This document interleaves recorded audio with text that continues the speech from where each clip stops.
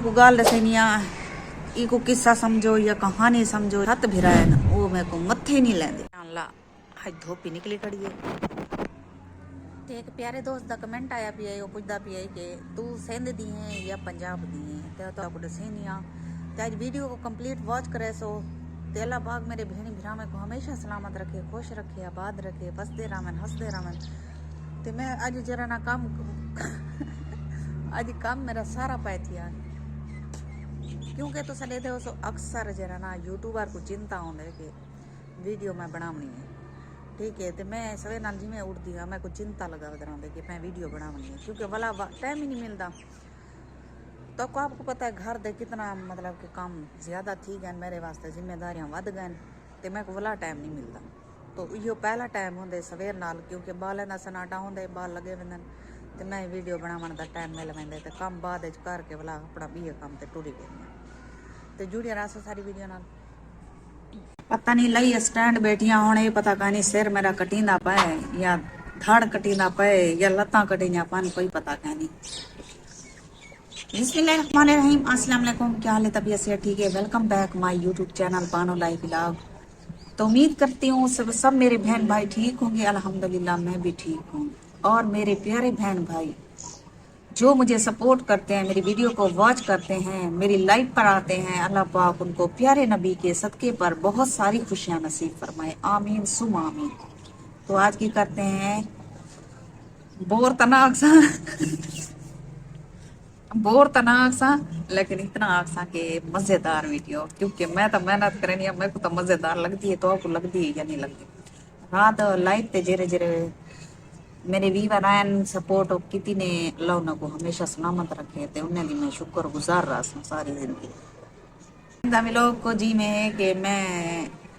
एक बंदे का जवाब देने कि मैं सिंध दी हाँ या पंजाब दी हाँ। मैं असल हाँ सिंध दी।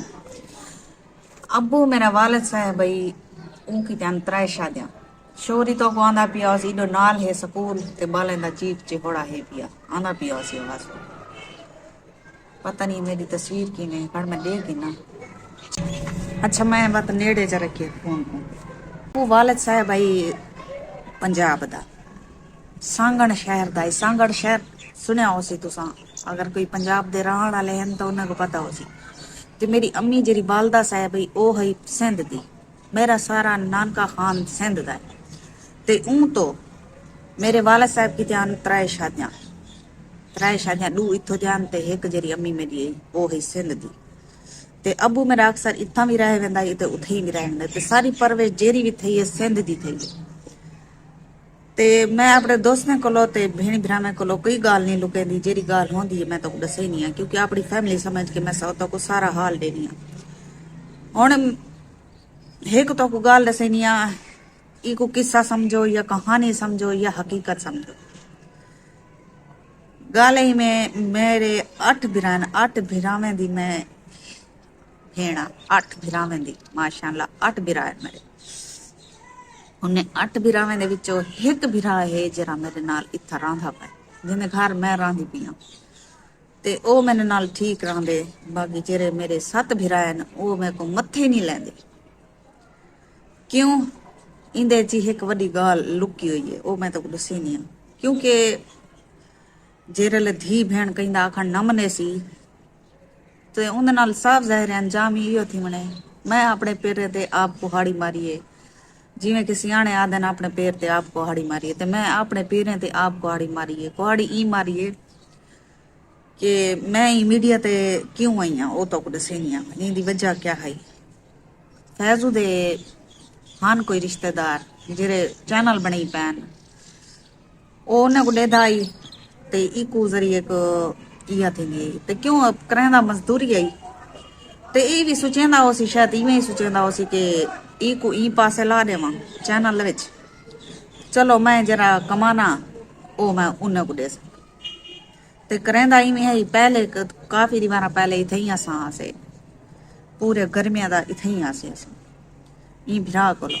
जेरा कमांदा आई घंटी बज गई जेरी कशे कमांदा आई ओ अपनी बीवी को देंदा आई। इत्था मैं अपने भिरा दे मुंह को देखा बेटी बाल मेरे स्कूल पढ़दे पैन ना उन्हें को कशे दा पता ही ना वो कापी दा पता ही ना पेंसिल दा पता ही ना खावण दा ना पिलावण दा जेरी कशे होंदा ही वड्डी बीवी को नेंदा ही वाल तो को ये गल दसनी पिया कि चैनल ते मैं को घेन के आए आवन वाला इो फैजू है जेरे लई मैं को चैनल ते घेन के आए मेरे कान भरी रह गए तू चैनल ते काम कर अल्लाह सा को थ्री देसी अल्लाह सारा सारा घर जिवें खाब होंदे नार कहंदे भाई सारा घर बनवे सी सारे बाल बड़े बड़े स्कूलें च पढ़सन बाल सारे मतलब कि चंगी तालीम हासिल कर वैसन इवें इवें गल ते मैं भी उन्हें गलें ते लग के मीडिया ते चढ़ पई जिस मैं मीडिया ते चढ़िया उन्हें मेरे नाल मरण जीवन खत्म कर दिते हालांकि यकीन मनो कि मेरे सिंध दे नानके अद्धे कोई मेरे उत्ते बहुत सारे नाराज बदन थे वेनी तो हाँ मैं लेकिन कोई चंद बंदे हैं जेरे नानके खानदाने में जिवें कि सोतरे मुलेरे रिश्तेदार हैं नानके जो मामू है मामू दे धीरी हैं मुलेरी हैं उन्हें दे घर वेंदियां हुण धी दा घर है उतां हुण वेसां ते बहरहाल मेरे अद्धा खानदान जरा नानका है वो मेरे नाल अलावण बोलन बंद कर गए जिन्हां की मैं मीडिया ते चढ़िया तो आपको पता है इज्जतदार बंदे वास्ते तो मीडिया बहुत वड्डी गंदगी लगती है ते मेरे भरा ते मेरा जरा वालिद साहब भाई माशाअल्लाह वो हाजी साहबान वो हज पढ़े हुए हैं ते बहु मतलब कि नेक बंदे हैं अच्छे इंसान हैं मेरे अबू जी ते बहरहाल मैं फैजू दिया मन के अपना बेड़ा गर्क की रह गया मीडिया ते चढ़ गई ते ओ भी अपना देख जी छुड़वा गए ये लोग इंसान एक इंसान को फंसा के पीछे अपना ऐसा ऐसा में हाथ कटदा कटदा कट गया हुण इन नाल मेरी जिंदगी खराब थी मेरे बालें दी थी हुण क्या है हुण 10,000 जो मैं कमानी पिया 10,000 है तो मैं सारा सर्किट नहीं चाह सकती ना तो को आपको पता है महंगाई कितना है बालें दे अखराजात हैं स्कूलें दे बालें दे ना मेरे कटीज गए सिर्फ क्या है कापियां पेंसिलें तो वर्दियां तो ते बहुत सारे जिवें अखराजात होंदे स्कूलें दे ते मेरा भरा ही कोई सिरों बर्दाश्त नहीं करता हकीकत गल है मेरे भरा तक कई बारी मैं कहा कि इन्होंने को फैसला कर जान छुड़वा ते मैं बालें दे मुंह को देख के मैं कि चलो थोड़ी जी जिंदगी है बंदे दी मत बंदा पीऊ मां दी इहो करे मत आखन भाई फलाने दी तलाक दी वधी है 3 बाल 4 नाल लाई वधी बस ये लोग गल शाली तुस आप इन गल को समझ सकते हो सो बाकी अल्लाह रहमत करे बाकी हुण जरा मैं बाल स्कूल सटियन दाखला बालें दा कह नहीं ना कट्टिया पी बालें दा ये भी सिर्फ मिन्नत ते जारी नाल कई तरीके मैं के बालें दे थी पेपर मैं के साल खराब थी वैसी मेरे बालें दा ते उन्हें सिर्फ मैं को देख के बालें को सिर्फ उन्हें आके असां जरा ना इन्हें दे पेपर घेन गिनसो ठीक है ये कोई में पेपर बालें दे घेन गिनदियां दाखला पेपर तो बाद कर गिनसो मतलब कि इंदा साल पूरा ये जरा वेंदा पे साल न गल क्योंकि 6 महीना तो पढ़ाई की खड़े 6 महीने पढ़ाई नहीं थी इन्हें दी देखो वा तक क्या थी दे पास आंदन फेल आंदन कोई पता नहीं क्योंकि 6 महीने दर बदरी में भटके हैं उन कोई पता नहीं लेकिन बालें को हुण जरा छुट्टी 4 बजे देंदन 3 बजे देंदन कहीं वाले 4 बजे देंदन नाल ट्यूशन नहीं रखी पैन ते बालें को थी ट्यूशन नहीं पढ़े दे बाकी अल्लाह तो सलामत रखे आज दी व्लॉग दा एंड ही थी करने हैं और एक लोग इजाजत अल्लाह हाफिज़ अगली वीडियो तो खुला मिलसों।